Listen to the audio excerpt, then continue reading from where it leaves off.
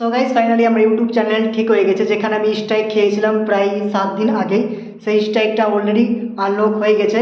তো স্ট্রাইক খাবার কারণে একটাই ছিল যে আমি ভিডিওর মাধ্যমে একটা বাচ্চাকে ইটকাল ছুঁড়ে মারতে গিয়েছিলাম, সেই কারণে আমার স্ট্রাইক মেরে দিয়েছে ইউটিউবের তরফ থেকে গাইডলাইন্স তার উল্লঙ্ঘন করতে গিয়েছিলাম অ্যাকচুয়ালি।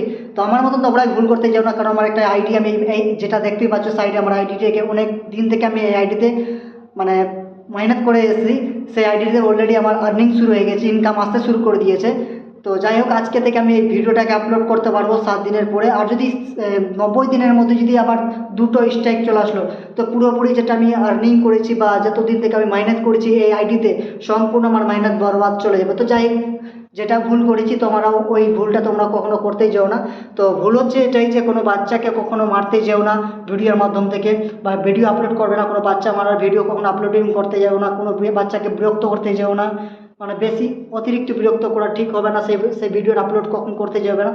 প্লাস মানে ইউটিউবে যেটা যেটা যেটা গাইডলাইন্স রয়েছে, গাইডলাইন্স অলরেডি আমাদের ওয়াইটি স্টোরির মাধ্যমে ওখানে অলরেডি লেখা থাকে কি কি আছে না আছে গাইডলাইন, সেখানে পড়ে দেখতে পারবে। তো চলো বন্ধু, আজকে থেকে খুব ভালো লাগছে যে আজকে থেকে ভিডিও আপলোডিং করতে পারবো এইটা চ্যানেলে। তো যাই হোক, আর্নিং শুরু হয়ে গেছে। তোমরা ভুল করো না, সতর্ক থাকো, এভাবে তোমরাও আগে থাকো। যাই হোক, আমি ভুল করে ফেলেছি, তোমরা সেরকমটা ভুল করতে যেও না।